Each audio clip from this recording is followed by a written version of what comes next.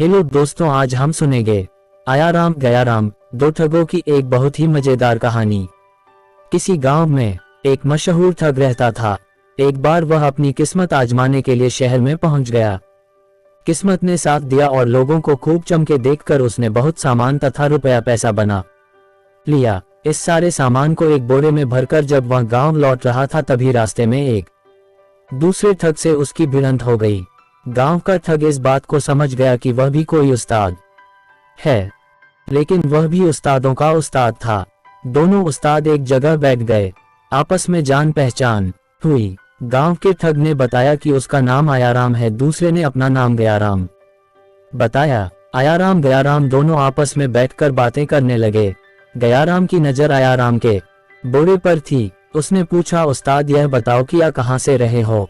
गयाराम बोला, क्या बताऊं दोस्त, इन दिनों काफी मंदी चल रहा है, खेतों की पैदावार मारी गई, सोचा शहर जाकर खाद ले आऊं, इसलिए शहर चला गया था। गयाराम को मालूम था कि वह शहर से बहुत सारा सामान और रुपया पैसा बोरी में भरकर ला रहा है। अनजान बनते हुए उसने पूछा, तो इस बोरे में खाद ला रहे हो? आयाराम अत्यंत दीनहीन बनता हुआ बोला, हाँ, खेतों के लिए खाद तो जरूरी है, सस्ती कीमत पर मिल रही है, सोचा लेता चलूं। बहुत अच्छा किया, खेत में खाद पड़ जाए तो पैदावार बढ़ जाती है। कहते हुए गयाराम ने बोरे को टटोलना चाहा। असली खाद लाए हो ना, नकली तो नहीं? बोरे से उसका हाथ छुड़ाते हुए आयाराम ने उत्तर दिया, ना ना, एकदम ताजी और बढ़िया है। गयाराम समझ गया कि वह बोरे को हाथ लगाने नहीं देगा। बोला, ठीक है, ले जाओ और खूब पैदावार बढ़ाओ, कहकर चलता बना। आयाराम ने बोरा उठाकर कंधे पर रखा और खुशी खुशी अपने घर की ओर चल पड़ा।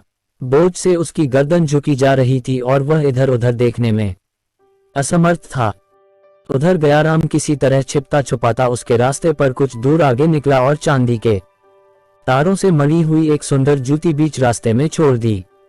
आयाराम जब उस जगह पहुंचा तो उसने सुंदर जूती को रास्ते में पड़ी पाया। उसके मन में आया कि जूती को उठा ले, किंतु अकेली एक जूती किस काम की है, यह सोचकर वह जूती को वहीं छोड़ आगे बढ़ गया। कुछ दूर चलने पर उसे दूसरी जूती दिखाई दी। वह बहुत खुश हुआ, अब उसका जोड़ा बना है। सोचा उसे उठा लाता तो अच्छा होता, लेकिन अभी क्या बिगड़ा है। उसने बोरे को उतार कर नीचे रख दिया। आसपास देखा कोई नहीं है। वह जूती लेने के लिए पीछे लौट गया। वापस लौटने पर आयाराम ने देखा कि उसका बोरा गायब है। उसे समझते देर न लगी कि बरखुरदार ने उस्तादी दिखाने में कसर नहीं छोड़ी। आखिर वह बोरे को उड़ा कर ले ही गया है, कोई बात नहीं, जाएगा कहाँ। अगले दिन गयाराम का पता पूछते हुए वह उसके घर पहुंचा। मालूम हुआ कि वह घर पर नहीं है, जबकि गयाराम कहीं गया नहीं था। उसने बोरे को ले जाकर घर के पीछे मिट्टी के अंदर गाड़ दिया और घर के पास एक सूखे कुएं में जा छिपा। वह जानता था कि आयाराम अपना बोरा लेने जरूर आ जाएगा और यदि उसे मालूम हुआ कि मैं घर पर हूं तो बिना कमाल दिखाए ही लेगा नहीं। गयाराम को घर ना पाकर वह मकान के आसपास छिपकर बैठ गया। उसने देखा कि सुबह शाम गयाराम की घरवाली कुएं के पास जाकर उसे खाना खिलाती है और कुएं पर देर तक वहीं बैठकर बातें भी कर लेती है। एक शाम को आयाराम उसकी घरवाली से पहले कुएं पर जा पहुंचा और रस्सी में सूखी रोटियां बांधकर कुएं में लटका दी। खाना आया देख गयाराम ने रोटियां ले ली। बिना सब्जी के सूखी रोटियां देखकर बोला, अरे भाग्यवान, रोज ही बढ़िया खाना बनाकर देती है, आज क्या हो गया? सिर्फ रोटियां है, आज तो उन पर मक्खन भी नहीं लगाया। आयाराम पतली आवाज बनाकर बोला, मक्खन कहाँ से लगाऊं? कल से घर में खाने को कुछ नहीं है, दाल सब्जियां मक्खन सभी कुछ खत्म हो गया है, आज तो आटा भी उधार लाई हूं।